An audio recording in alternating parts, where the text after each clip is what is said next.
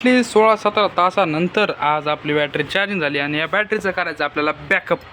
तर आपण काल सकाळी लावली होती चार्जिंगला आणि आज डायरेक्ट 10-11 वाजता काढली. याची ग्रॅव्हिटी चेक करूया. ग्रॅव्हिटी तर पूर्ण चांगली आली अजून. तर 6 पण फेजची बघूया आपण.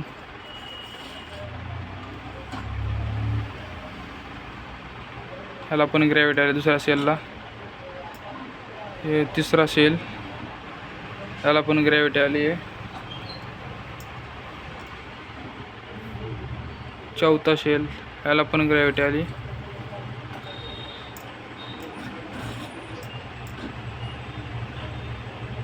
ह्याला पण ग्रॅव्हिटी आली आहे पूर्ण. ह्याला पण पूर्ण ग्रॅव्हिटी आलेली आहे.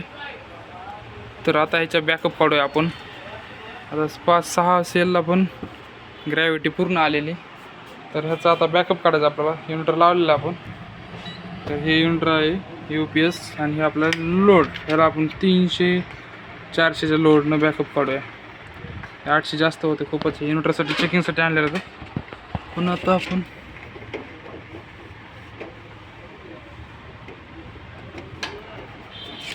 हे लावलं युनिटर. आता हे झालं 200, हे झालं 400. 400 किती वेळ चालतं ते चेक करूया. हे लावलंय बॅकअपला आपण. बॅटरी शक्यतो जास्त तर लोड मशीनवर चेक केली तर खराबच दाखवते, पण तरी पण आता ग्रॅव्हिटी आली उतरली लगेच. Low battery.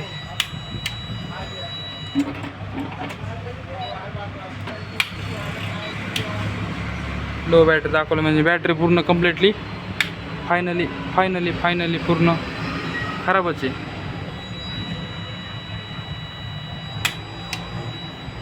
काय अर्थच नाही चेक करण्यात. आता तरी एकदा लोड टेस्ट चेक करूया बॅटरीमध्ये चार्जिंग किती आहे किती नाही. तर कारण बॅटरीमध्ये चार्जिंग फुल झाली होती, पण बॅटरी खराब असल्यामुळं डायरेक्ट लो होऊन गेली.